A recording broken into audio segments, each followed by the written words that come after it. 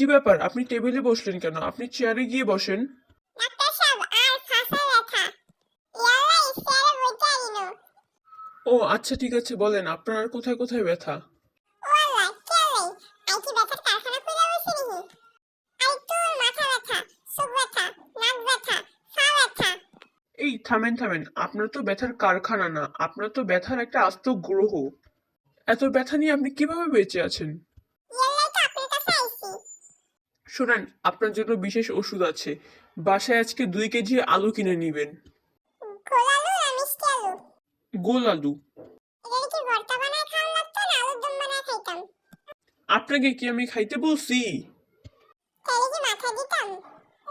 আপনি পেছন ফিরা দাঁড়ায় থাকবেন, আর আরেকজন মানুষকে বলবেন যে আপনার শরীরে আলু ঢিল মারতে। আপনার শরীরে যেই যে জায়গায় ব্যথা আছে সেই সেই জায়গায় আলুর ঢিলগুলা মারলেই আপনার পুরো শরীর ঠিক হয়ে যাবে। আর এটাই হচ্ছে আলুর থেরাপি। ওয়াল্লাহ আই তো আপনার এখানে বাস্তব লেগে আইছি। আপনি কি মনে মারতে চান নাকি? ডাক্তার আমি না আপনি। আপনি আলুর থেরাপিটা কি খাওয়ানোর আগে নিতে হইব না পরে নিতে হইব? না, খালি পেটে নিবেন আপনি। আর যদি আমি মরে যাই? যদি আপনি মারা যান তাহলে আমি আপনাকে নিজ দায়িত্বে কবর দিয়ে আসবো, এতটুকু ওয়াদা আমি আপনাকে দিতে পারছি। ওয়াল্লাহ